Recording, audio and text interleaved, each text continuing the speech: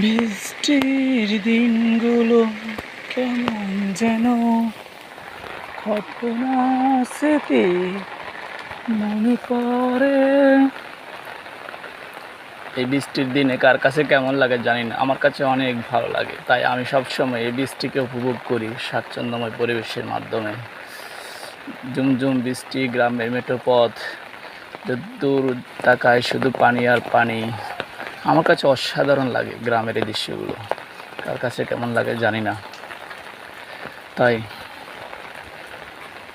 Share করে চলছি।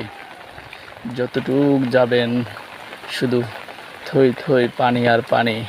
গ্রামের মেঠোপথ, বিলগুলো যেন এক নতুন দেশ,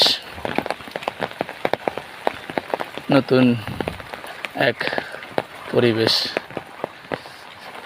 অসাধারণ, এক কথায় অসাধারণ, অনেক অসাধারণ।